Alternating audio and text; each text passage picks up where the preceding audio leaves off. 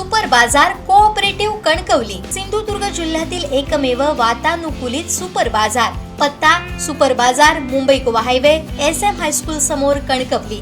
आपल्या अतूट विश्वासामुळेच आम्ही 25व्या वर्षात पदार्पण करतोय। भाजप सोबत करमत का असा खोचक प्रश्न डिजिटल मीडिया संपादक पत्रकार संघटनेच्या राष्ट्रीय अधिवेशनात मंत्री उदय सामंत यांना विचारण्यात आला। याला अगदी तसंच उत्तर मंत्री उदय सामंतांनी दिलं आणि अधिवेशनात हशा पिकलाय। पाहुयात काय घडलं। जाता जाता मला आपल्याला राजकीय एवढंच विचारावं वाटेल, आपण नव्या पिढीतले आहात की भाजप सोबत करमत का तुम्हाला? तुम्हाला माहिती आहे माझं वैयक्तिक विचार करा नाही, तुम्हाला विचारतोय, माझं वैयक्तिक तुम्हाला माझा इतिहासच माहिती आहे। मी जिथं जातो त्याच्याबरोबर माझं करम का, त्याच्यावर मला काही अडचण नाही। खरं आहे। किंवा पवार साहेब असोत अथवा उद्धवजी असोत किंवा एकनाथ शिंदे साहेब असोत, सर्वांच्या जवळ म्हणण्यापेक्षा सर्वांचा आवडता एक नेता अशी उदयजींची इमेज आहे हे आपल्या सगळ्या पत्रकारांना माहीत आहे।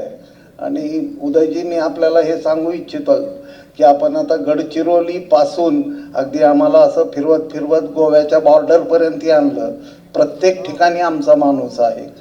आणि तुम्ही आता चॅलेंज म्हणूनच सांगितलंय, तर त्यात चुकीचं काय असेल तर माझी आपल्याला विनंती आहे की थेट आपण ते मालिका तयार करण्यापूर्वी उदयजींना एक फोन करून किंवा तुम्ही आमच्या अधिवेशनात जे बोलला होतात ते आम्हाला पटलं नाही आणि त्याचा पुरावा म्हणून ही मालिका आवर्जून पहा असं आम्ही आपल्याला सांगू।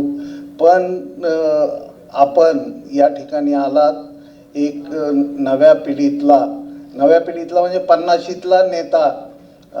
हा कधीही तरुणच असतो आणि आपण सर्व विचारांच्या महाराष्ट्रातल्या नेत्यांचा, जसं पत्रकारांच्या बाबतीत एक तत्व आहे की पत्रकार सर्वांचाच असावा आणि कुणाचाच नसावा, अगदी त्या तत्वाला पण एक चांगला माणूस असावा, चांगला नेता असावा। तर चांगला माणूस आणि चांगले नेते म्हणून आपण महाराष्ट्राच्या राज्याच्या पटलावर कार्यरत आहात। आपली आमच्या डिजिटल मीडियाकडून काही अपेक्षा असेल किंवा आव्हान करू इच्छित असाल तर आपण सांगा, नाहीतर आम्ही एरवी नेहमी आमच्या मागण्या घेऊन डिजिटल पत्रकारांच्या आपल्याला भेटणारच आहोत। हे माझी आपल्याकडनं काहीच अपेक्षा नाही, कारण शेवटी तुम्ही त्या क्षेत्रामध्ये काम करताय। फक्त जाता जाता दोनच महत्त्वाच्या गोष्टी सांगतो की राज्याचा उच्च व तंत्रशिक्षण विभागाचा मी मंत्री होतो आणि एल्फिस्टन कॉलेजला मी गेलो होतो। आणि एल्फिस्टन कॉलेजला गेल्यानंतर माझ्या असं लक्षात आलं की त्या एल्फिस्टन कॉलेजला काही काळ बाळशास्त्री जांभेकरांनी शिकवलेलं होतं। आणि मी सगळे ठराव बघत असताना एक 18 वर्षापूर्वीचा ठराव माझ्या निदर्शनास आला की बाळशास्त्री जांभेकरांचं तैलचित्र एल्फिस्टन कॉलेजच्या समोर लावलं पाहिजे। आणि नंतर सगळे ठराव बघितले, निगेटिव्ह, बाळशास्त्री जांभेकरांचं तिथं तैलचित्र लावायचं नाही, हे नाही ते नाही। म्हणजे मी काम करण्याची पद्धत आमची सांगतो। मी त्यांना सांगितलं की 15 तारखेला, पुढची 15 तारीख की 16 तारीख होती, पुन्हा एकदा एल्फिस्टनमध्ये आपण मीटिंग लावू। आणि त्यावेळी ते निगेटिव्ह ठराव असताना मी बाळशास्त्री जांभेकरांचा फोटोज घेऊन तिथे गेलो आणि त्या प्रमुख दारावर बाळशास्त्री जांभेकरांचा फोटो लावला। याचं कारण असं आहे, एल्फिस्टनमध्ये मराठीची मूर्तवेळ बाळशास्त्री जांभेकरांनी लावली हे माहीत नाही। त्याच्यामुळं मला असं वाटतं की पत्रकारांबद्दल नितांत आदर आहे। सिंधुदुर्गामध्ये असताना देखील सिंधुदुर्गाचे पत्रकार जर इथे असतील तर तुम्हाला सांगतील की त्यांच्या पत्रकार भवनची परिस्थिती काय होती आणि आता सिंधुदुर्गाचं पत्रकार भवन काय आहे। दुसरं पत्रकार भवन आता मी रत्नागिरीमध्ये करतोय, त्याच्या उद्घाटनाला मी तुम्हाला सगळ्यांना बोलवेन।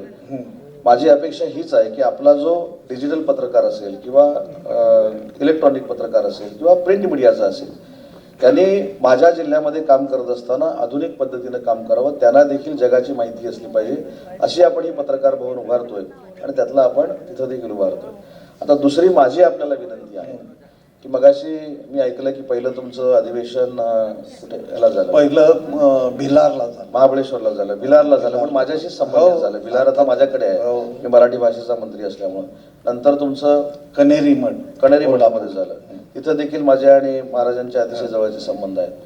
आज गोव्याचं झालं. आज तुम्हाला अजून एक महत्त्वाची गोष्ट सांगतो की माझा जो जन्म आहे, प्रमोद सावंत ही मित्रच असतील ना? त्याच्या पुढचं सांगतो, माझा जो जन्म आहे तो गोव्यामध्ये झालाय, मडगावमध्ये. बरोबर आहे, तिथं पण झालं. आता माझी विनंती आहे की पुढचं 4थं अधिवेशन जे आहे ते माझ्या कर्मभूमीमध्ये तुम्ही रत्नागिरीमध्ये करावं. नक्की नक्की. आणि रत्नागिरीचे अनेक आहेत म्हणजे आता इथे आहे, अनेक लोक आलेले आहेत, हे पण रत्नागिरीचेच आहेत. तर हे सगळं अतिशय चांगल्या पद्धतीनं, हे गोव्या एवढं मला माहीत नाही, पण कोकणच्या पद्धतीने तुमचं स्वागत करतील. तर पुढचं आजच जाहीर करा की तुमचं अधिवेशन हे रत्नागिरीला आहे. पुढचं अधिवेशन आपलं रत्नागिरीत असेल. म्हणजे त्याच्या पुढचं आपण सकाळी जे दिल्लीत घ्यावं असं चाललं होतं, तर ते आपण पोस्टपोन करूया आणि उदयजींचं निमंत्रण इमिजिएट स्वीकारून पुढचं आपलं अधिवेशन, 4थं अधिवेशन हे रत्नागिरीत असेल. रत्नागिरी, दिल्ली व्हाया रत्नागिरी करा. चालेल.